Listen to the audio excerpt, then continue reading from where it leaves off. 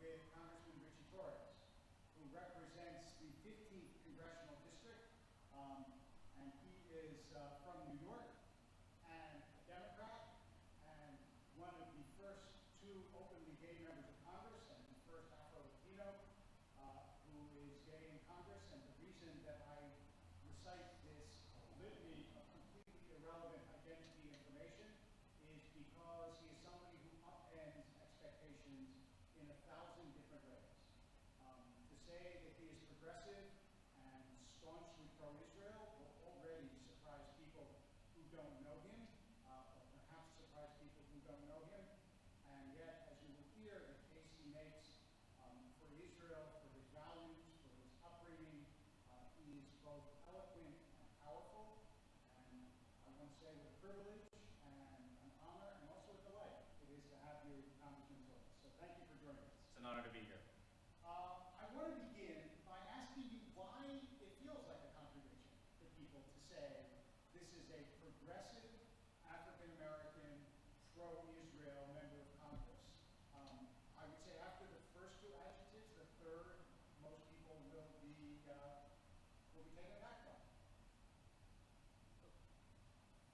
I think of myself as a fundamentally empathetic person and a progressive person.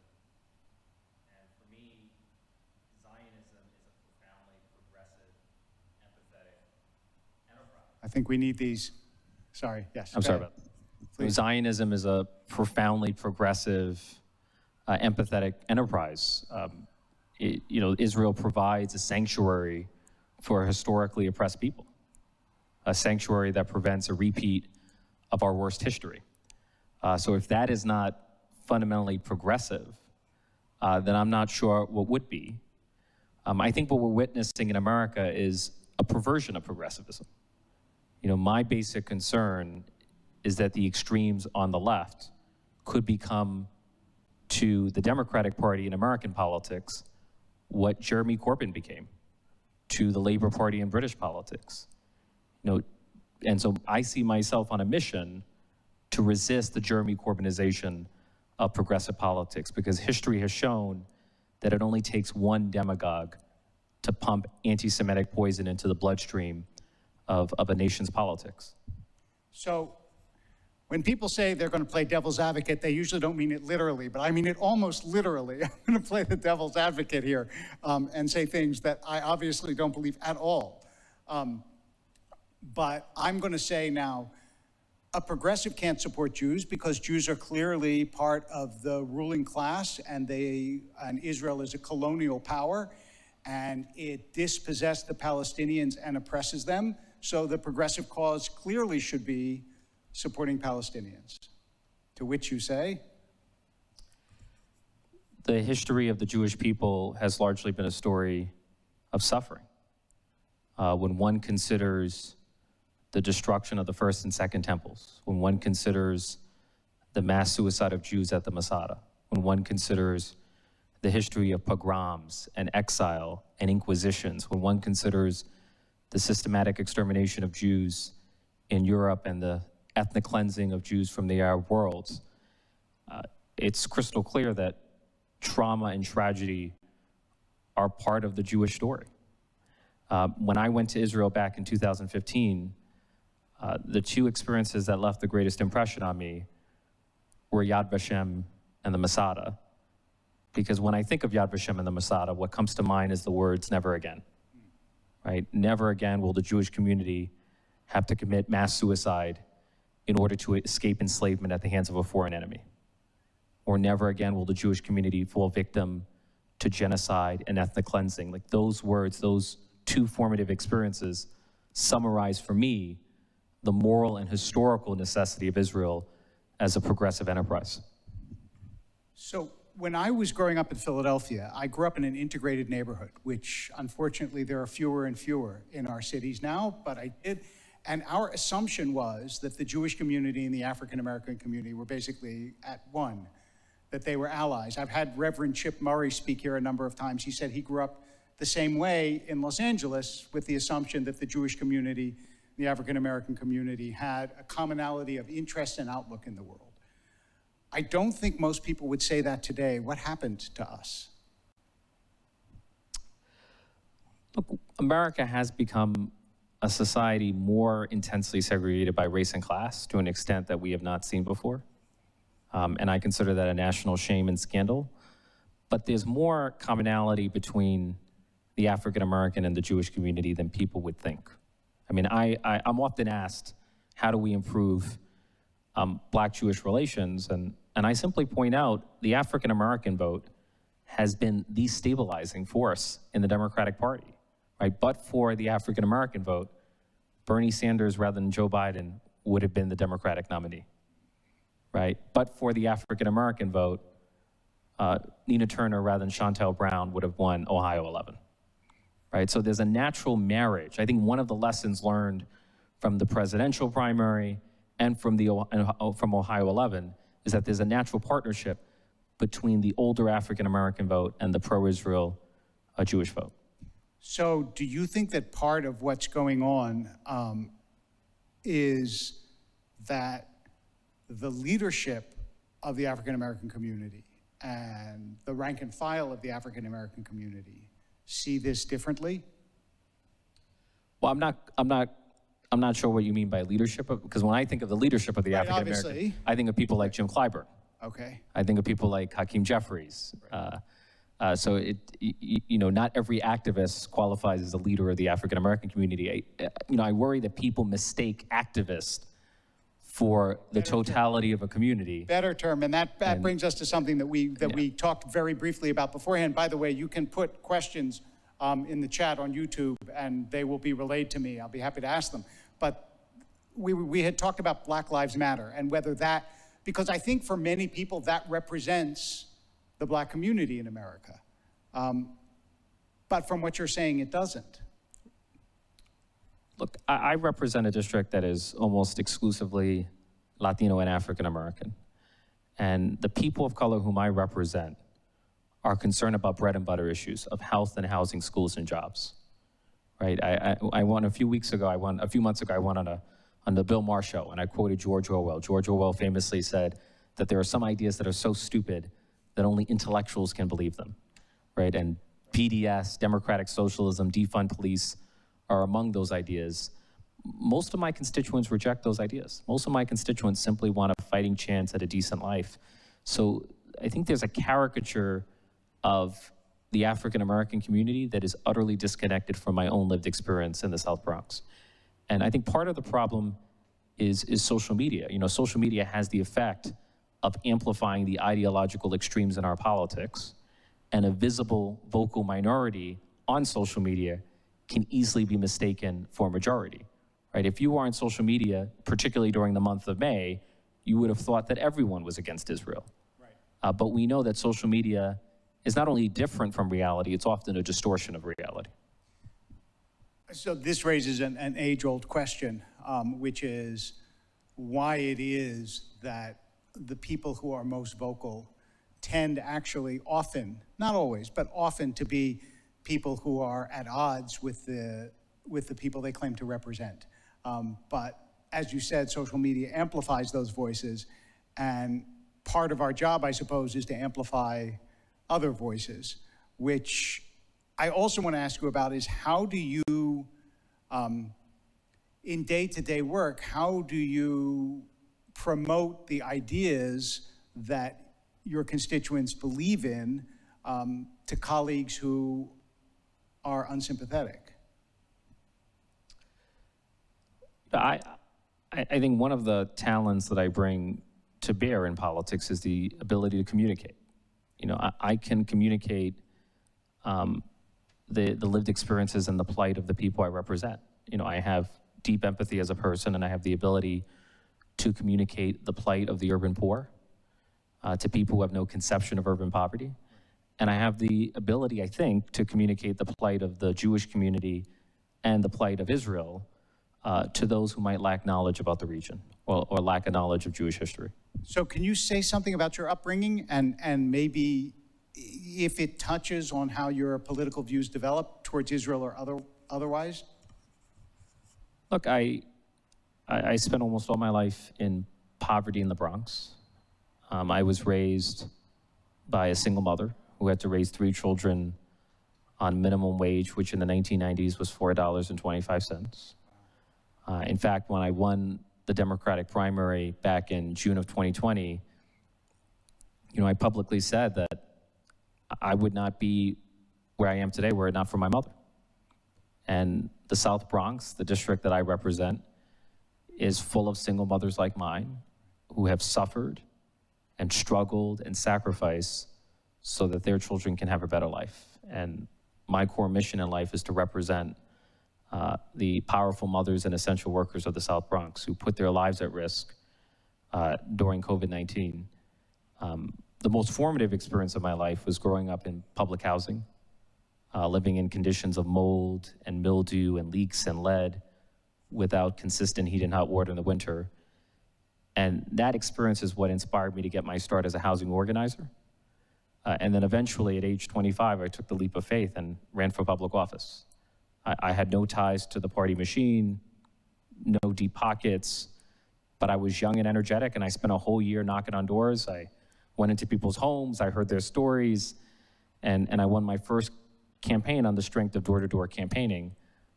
What's remarkable is that 7 years before then, I was at the lowest point in my life. I had dropped out of college because I found myself struggling with depression. I was abusing substances. I lost my best friend to a fatal opioid overdose. There were moments when I thought of taking my own life because I felt as if the world around me had collapsed. And then to think 7 years later, I became the youngest elected official in the largest city in America. And today I'm a United States Congressman. And so I feel like, my journey to Congress, it's unusual and it's unconventional, but I feel like there's something profoundly American about it.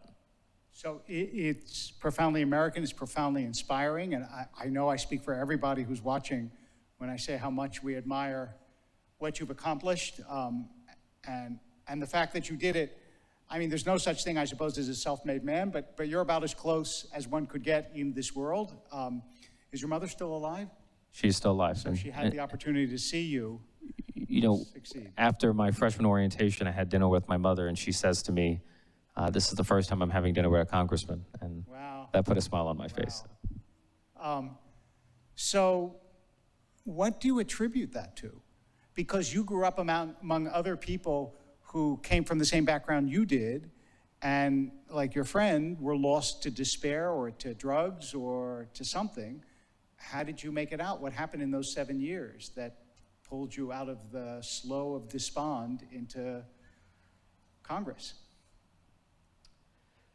It's hard to say, and we can never underestimate the element of the role that chance plays in the success of all of us. But I had a mother who made it her mission to ensure that I was going in the right direction, that I was never pulled in by the wrong crowd in the Bronx. Part of it is I had mentors who gave me opportunities and who were there for me, who believed in me more than I believed in myself. And then part of it is that I eventually found a vocation in politics, that politics and government gave me a sense of purpose. It gave me meaning. It gave me reason to rebuild my life. And the question that people asked both the first time I heard you talk and also tonight on the chat is, how do you go about countering the voices that denigrate Israel and that sometimes, at least in my view, and I think in many others, slide into anti-Semitism? And how do you amplify the pro-Israel voice, both in the Democratic Party and in America in general? Well, I feel like I've shown, I was on Bill Maher a few months ago, and I've shown that if given a platform, there's a powerful progressive case to be made for Israel. But unfortunately, people like me are rarely given the same platform. So why, and that's what I want to know, why are you rarely given the same platform as others? I mean, we talked before, I just want to, full confessions, we talked before about the one thing that we don't like to do is to denigrate other members of our own profession. I don't like to talk badly about other rabbis. The congressman doesn't want to talk badly about other congresspeople. So I will speak in generalities and not ask you about specific individuals. Why did those individuals get a platform that is denied to you? I worry that the perverse incentives of our politics rewards extremism. The extremes in our politics often generate more fundraising, more publicity, have a more passionate following, have more support on social media. And so that's why you see increasingly elected officials embracing the extremes of politics, because it's good business, it's good, that's why we've seen cable news become so polarized, because it generates higher ratings. That's where the incentives lie. And do you foresee a counter wave to that? Do you think that this has a terminus? Is it going to continue? I think Ohio 11 is reason for hope. Ohio 11. Let's just explain what that is to people. Yeah, so there was a race between Shontel Brown and Nina Turner.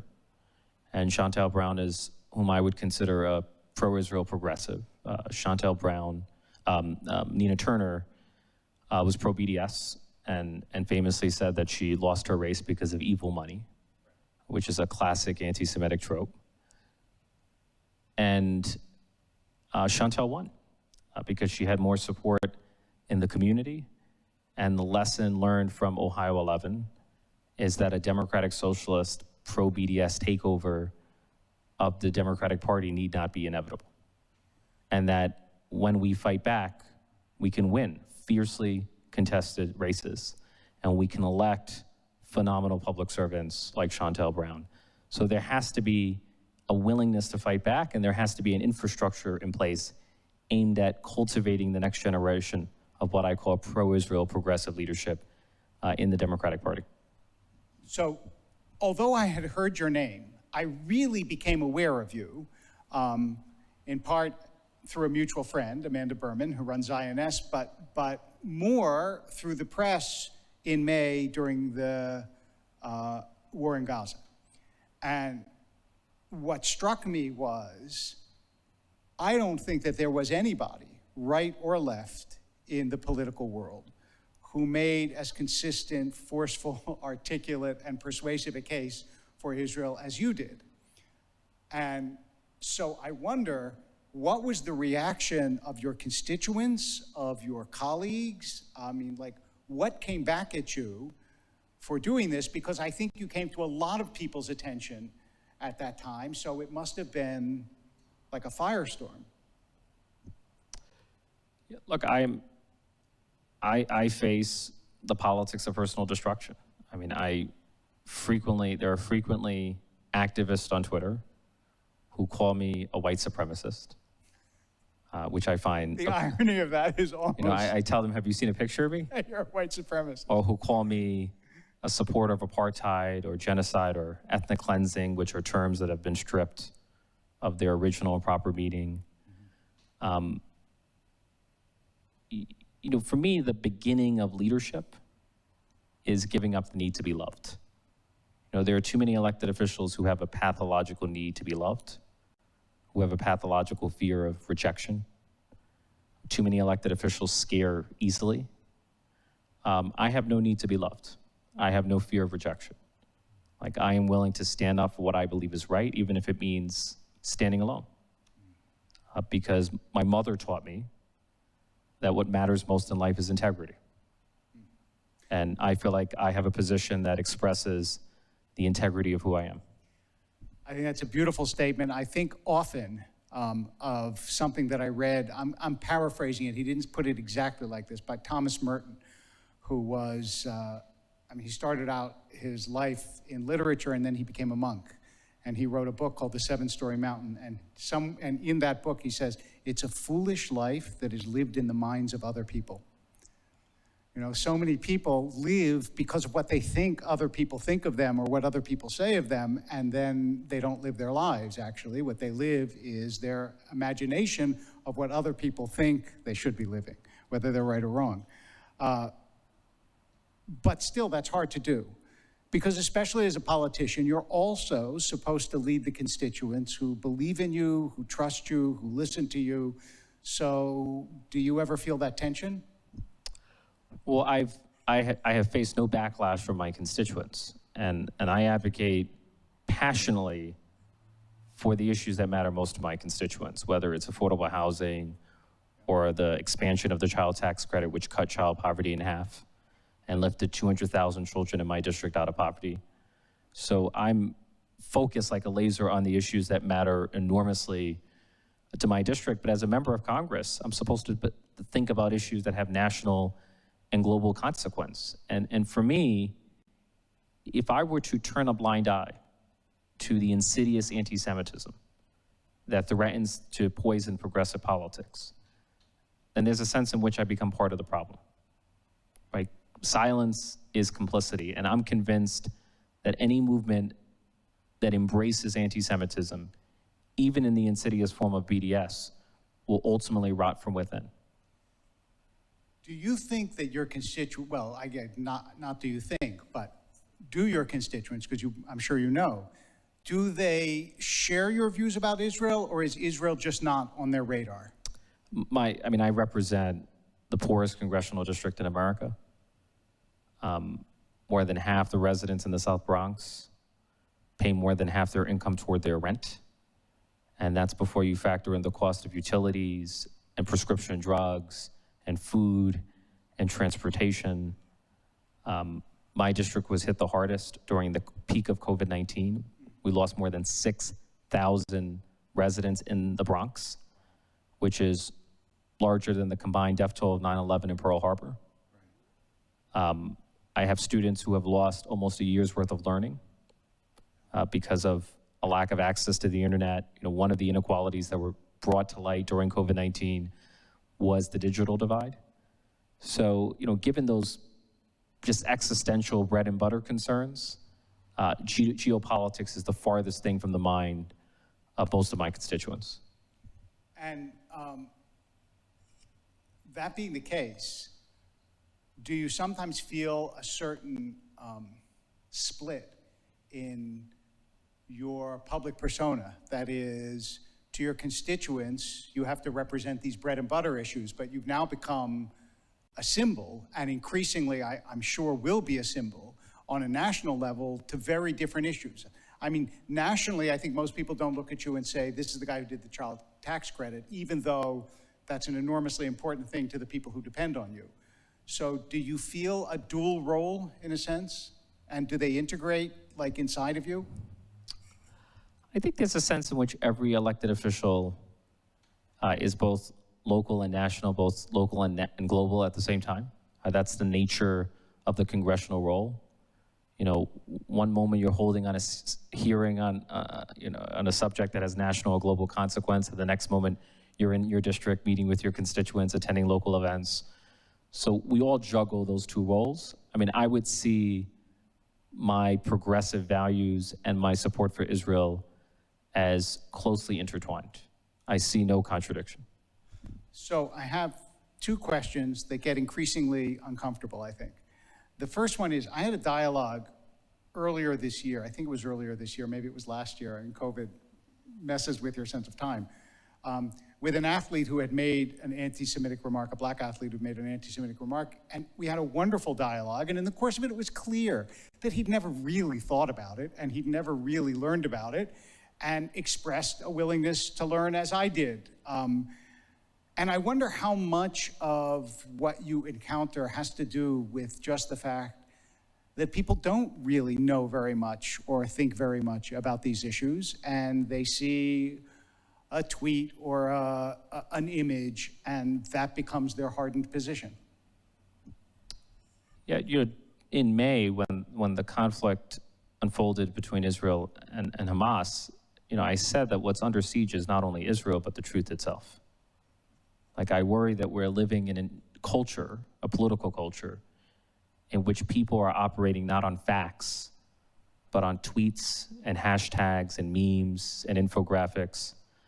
And social media has become a cesspool of anti-Semitism. According to the ADL, the hashtag Hitler was right was retweeted 17,000 times.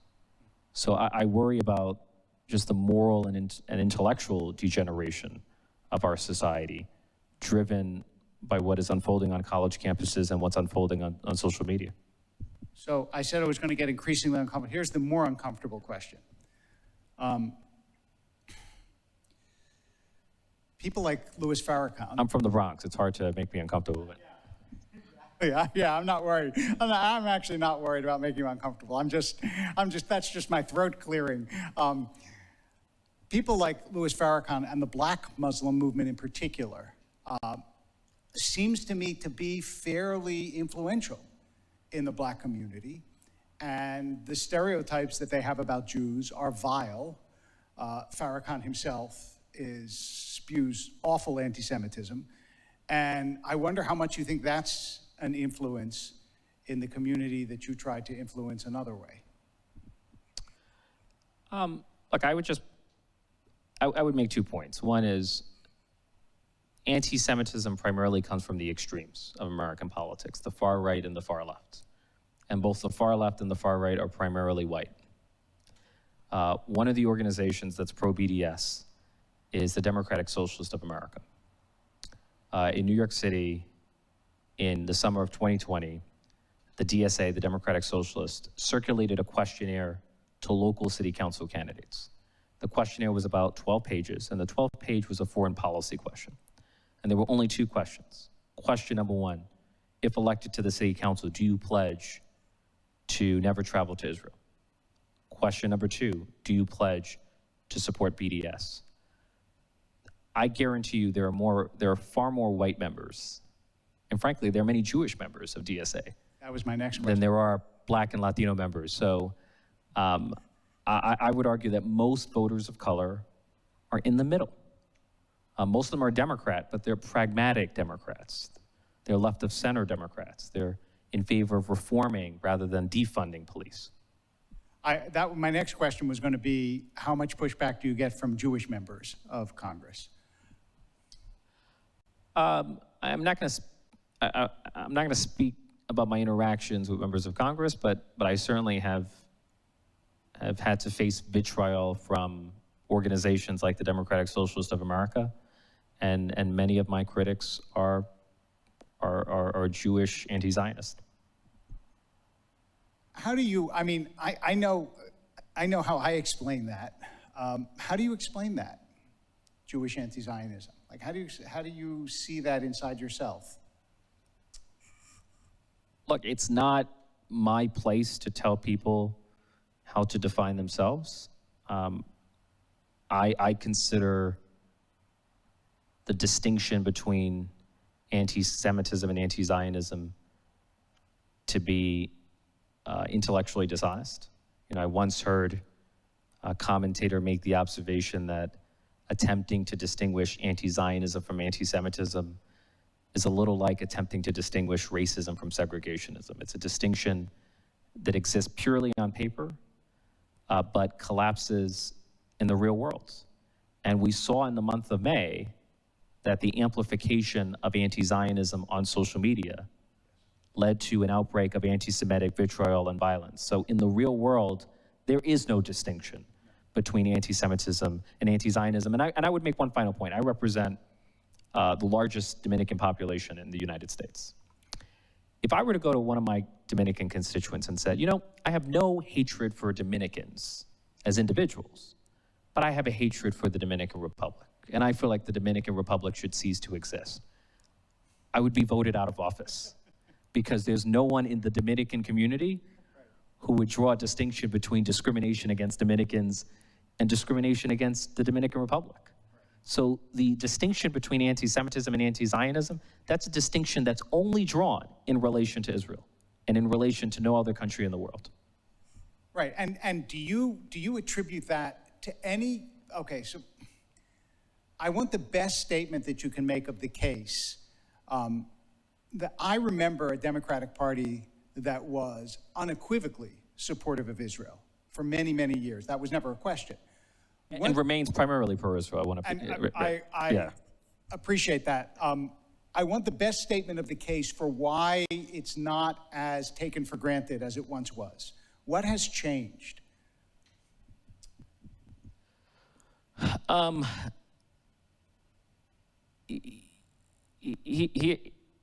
I'm going to answer that question at length.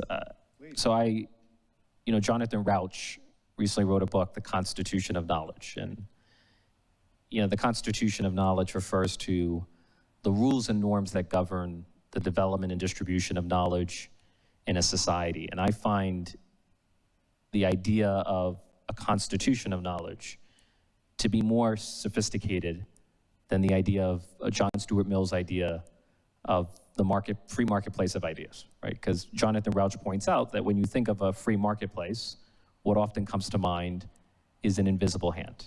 Right. And he says there is no invisible hand that we can rely upon to magically enforce the constitution of knowledge, to ensure the proper development of knowledge in a society. We rely on institutions. Right. We rely on the media, we rely on academia, we rely on science. And the question we have to ask ourselves is what happens when those institutions become corrupted? When those institutions become corrupted, the ability to create and disseminate knowledge is lost. And that would be my explanation of what's going on. I'm convinced that increasingly academia and media have been corrupted by the BDS movement. And I think that's what lies at the core of what transpired in May. And do you think, well... Like when people ask me, why am I so pro-Israel? I jokingly tell them it's because I'm a college dropout. Because much of what happens on college campuses is indoctrination masquerading as academic construction. Right. And I wonder whether that, when we talk about different institutions, and you identify the university in particular, but is that not true also in politics? Has it not become much more difficult to assert truth and fact unambiguously in the political arena? Right, but I would submit to you that these ideas originated in the academy and then have been amplified on social media and have been brought to areas beyond the academy like sports, politics, corporate America. So what was once a phenomenon unique to academia has permeated the whole of American society. Do you have a prescription? I mean, for social media, like if you were the czar of social media, is there something that you would seek to do or undo? Look, we have to hold, it's a hard question to answer because, when you grapple, there's a law known as Section 230, which is seen in the tech world as the cornerstone of internet freedom, and it protects tech companies from liability when it's moderating content on social media platforms. These are hard questions that raise concerns about free speech, but I do feel that we have to hold tech companies accountable for filtering out anti-Semitism. It's unacceptable that hashtags like Hitler was right were allowed to freely be retweeted 17,000 times before these tech companies thought it was appropriate to take action. So one of the questions that we've been asked, and again, you're more than welcome to put questions on the chat and they'll come to me, is how much of this is external influence? How much of the corruption of discourse comes from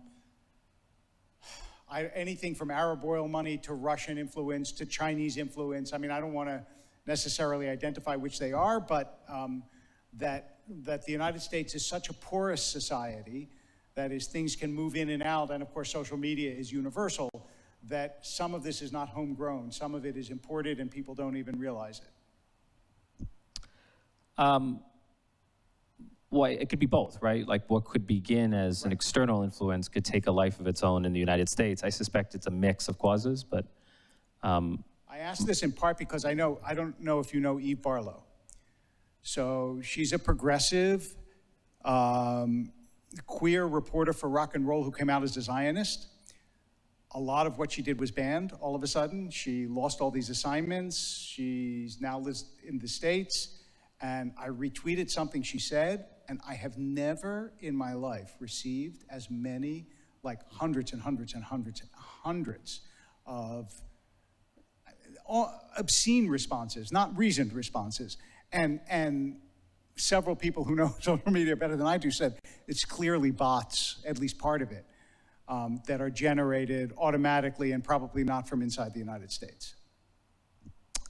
Look, I think it's well known that there are foreign states that are waging disinformation warfare on the United States. But I do believe it's true that Generation Z does have a deeper strain of radicalism. And that, one of the most influential ideas in our politics is the idea of intersectionality, right? And there's an anti-Semitic notion of intersectionality, which holds that you cannot be both pro-Israel and progressive. So I've gone to an immigration reform rally, and someone has uttered no wall from Mexico to Palestine. I've gone to a criminal justice reform rally, and someone has said from Ferguson to Palestine. And as a normal person, you ask, what does Ferguson and Mexico have to do with Israel and Palestine? And the answer is nothing. But the purpose of intersectionality in the anti-Semitic form is to transform every progressive cause into a delegitimation campaign against Israel. It's to make everything about Israel. It's a kind of anti-Israel derangement syndrome. What part do you think critical race theory plays in this? Does it play a part? I'm no expert on critical race theory, and it seems to me the meaning varies depending on whom you ask.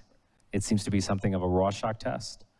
I, for one, find the concept of systemic racism to be useful. I do believe systemic racism is an actual phenomenon in American life, and I could speak about it in a housing context or an education context.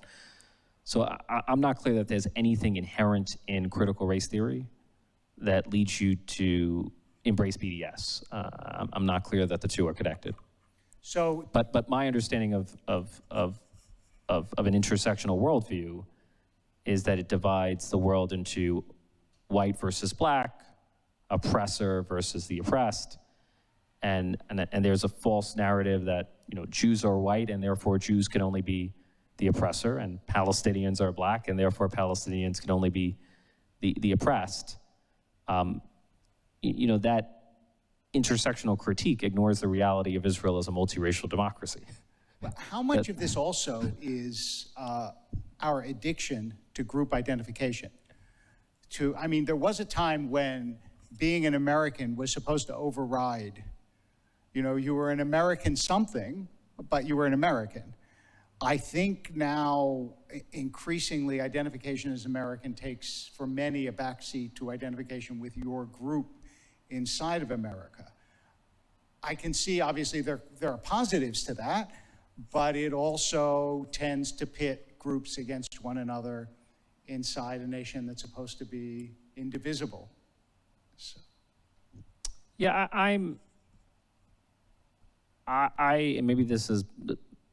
maybe I'm naive, but I feel like the reality on the ground is much better than our politics.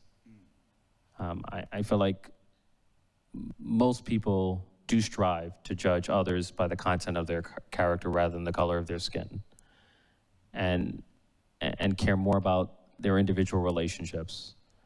So I think the political establishment is more obsessed with identity politics than everyday people on the ground, who I think value the personal and the individual. I wonder, certainly not a unique observation, but because in newspapers forever and television news forever, of the kind that I grew up on, which was basically you had newspapers and television news, that was it. And we always recognize that when something goes wrong, it makes better story than when something goes right. Nobody says two people met today and got along, but obviously if one stabs the other, that gets on the news. We now have much, much, much more constant information than we had when I was a kid. And therefore, the negative bias is going to be more relentless. So when you say, the facts on the ground are actually better than we get, that makes perfect sense, because the more you amplify something that is 80-20 negative, the more you're going to hear it day after day after day. And we all get alerts on our phone, and they're rarely, two people met on a corner and got along today. Yeah, it's what I find striking is what we've seen in American politics is not necessarily a deepening of ideological differences, In fact, I would argue that the ideological differences might be more blurred today than it might have been 20 years ago. But what we've seen is a deepening of hatreds. We've seen the transformation of partisanship into tribalism. And that's, like, politics is much more personal. Like, and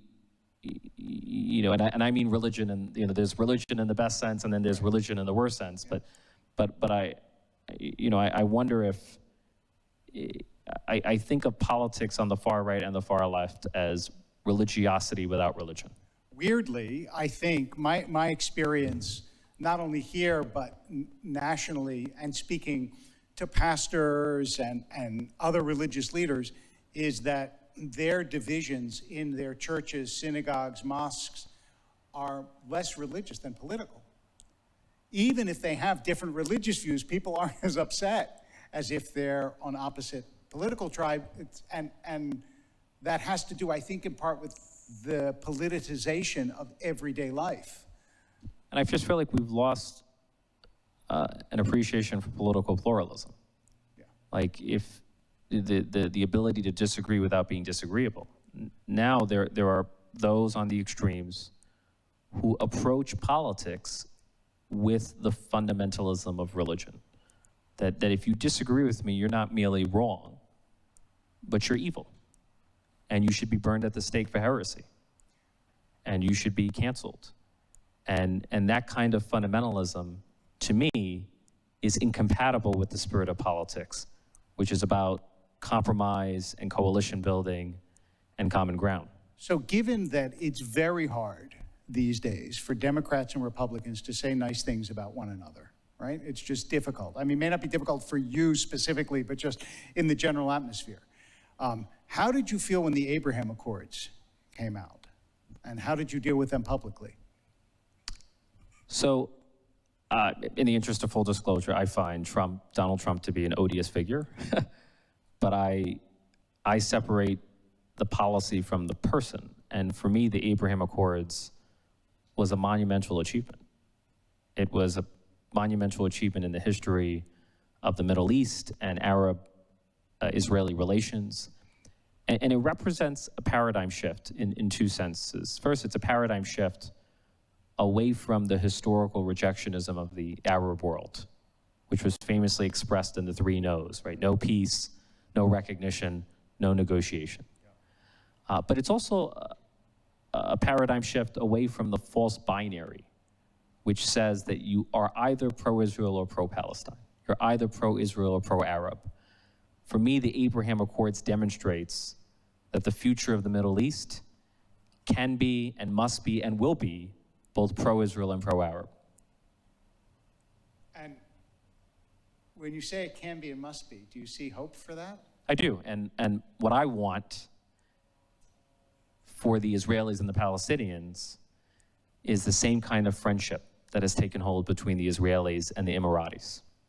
Unlike past Arab-Israeli agreements, what we've seen between the Israelis and the Emiratis is not a cold peace, but a warm peace, is the flowering and flourishing of a genuine friendship.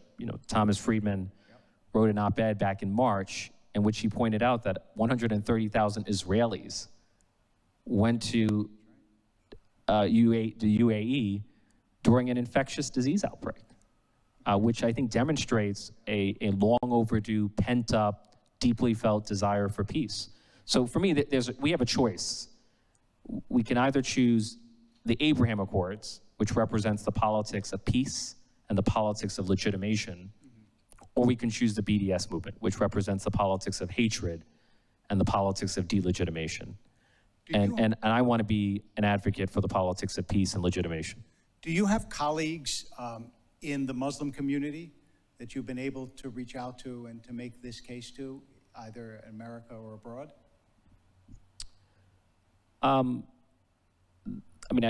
There were Muslims who were instrumental in negotiating the Abraham Accords. In fact, my impression is that the UAE might have been the driving force behind the Abraham Accords. I just meant in your role in Congress. Do you have constituents, for example, any of your constituents Muslim? Yes, again, most of my constituents are bringing local bread and butter, Right. quality of life, public safety concerns. So I will confess, I don't have conversations about the Abraham Accords. So let's actually say, because I don't think that it's fair actually to bring you here and speak only about Israel. You have an audience now, some progressive, some on the right. So what do you think? I mean, what's the principal agenda for America right now? What do you see in your district? What do we need to know? Those of us who live in Westwood, in Beverly Hills, in Bel Air, what do we need to know about an America that many of us don't live in? Look, I would hope whether you're a Democrat or Republican, whether you're progressive or conservative, you share the view that every American should have opportunity. Every American should have a fighting chance at a decent and dignified life. And for me, there's no greater enemy of opportunity than child poverty. Right? Child poverty cost our country up to $1 trillion in lost economic growth every year. That's according to the National Academies of Sciences, Medicine, and Engineering. And I've never met a child who chose to be poor. Right? Child poverty is not a choice, it's an accident at birth. But it has consequences that last a lifetime. When you're born into poverty, it has consequences that haunt you for the rest of your life. It often leads to lower test scores, lower graduation rates, and lower lifetime earnings. And so I have been a huge proponent of the child tax credit, of expanding the child tax credit, which we did under the American Rescue Plan, because it has cut child poverty by 50%.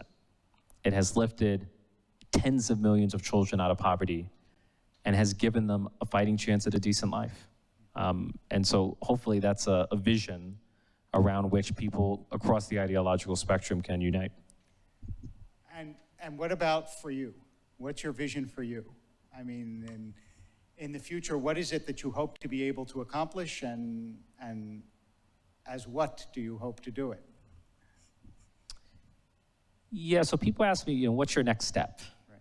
And I refuse to think about my next step, because I find if you overcalculate politically, then it has a distorting effect on what you do when you're in office, right? Like if I was thinking about a Senate run or then I would say, well, maybe I should not be as outspoken on Israel as I was. So I just refuse to obsess about my next step. My rule in life is to excel at what I'm doing at a given moment, to be the best public servant, the best member of Congress that I can be for the people of the South Bronx and for the people of the United States. And my hope is that if I excel at what I'm doing, that the rest will take care of itself, the politics will take care of itself, that ultimately the best politics is good government. That's my hope. So, two more questions, and then I will let you go back to excelling as a congressman as opposed to excelling as a spokesperson tonight, which you certainly have done. One is, is there anything that the community, the Jewish community or others should be doing to support Israel that we are not doing? Any tips or advice on how to help? We have to engage politically. Like, I know people find politics to be nauseating, to be something to be avoided, but I think we came to realize in the month of May that the American-Israeli relationship cannot survive the loss of bipartisan support. And that we have to ensure that both the Democratic Party and the Republican Party, both the progressive movement and the conservative movement, remains fundamentally pro-Israel. That's a burden that we all have to bear. We all have to engage politically. In politics, intensity is destiny. And an intensely motivated and activated minority often has more political power than a faint-hearted majority. And I worry at times that when it comes to the subject of Israel, there's more energy and intensity on the pro-BDS left. Politics is not only a numbers game, it's an emotions game. And what I hope to represent is a passionate pro-Israel progressivism, a forceful and fearless pro-Israel progressivism that can match the intensity and the energy of the anti-Israel left. And what can the Jewish community do to create better partnerships and alliances with the African American community? I mean, I would certainly, support, the African American community and the Latino community were the hardest hit by COVID-19. And COVID-19 tells a larger story about the deepest inequalities in American society. And so, if there are members of your congregation who are philanthropically active, I would certainly encourage them to support programs that serve the needs of the most vulnerable Americans who are disproportionately African American and Latino. Obviously, as a Jewish community, I think we feel enormously grateful to you. And I both want to thank you and also there is a beautiful midrash, a beautiful rabbinic story that rabbis like to tell at baby namings and things like that, which is about a man who comes, it's based on a biblical verse, but I'll skip the biblical connection for the moment. It's about Abraham. Man comes to a tree in the desert, and he sits under the tree, under the shade, and he drinks the water from the tree, and he sleeps there, and as he's leaving, he says, I want to bless you. He says, but I don't know what to bless you with. I can't bless you with beautiful shade because you have beautiful shade, and I can't bless you with water because you have water at your roots, and I can't bless you with strength because you're clearly a strong tree, you survive in the desert. The only thing I can say is, may all who come from you be like you. And so the blessing that I want to give you is, may you create more like you. I think that would be good for America, good for the African American community, good for the Jewish community, and good for the world. You are, I think, a spokesman that we both need to listen to and can be enormously proud of. So thank you. It's an honor to be here, so thank you. And thank you all for joining us tonight. And once again, Congressman Torres is in the Bronx, and I hope that you will follow him and support him and help his mission and help Israel and help to build increasing links between the different and disparate groups in our all too fractured society. Good night and Shana Tova.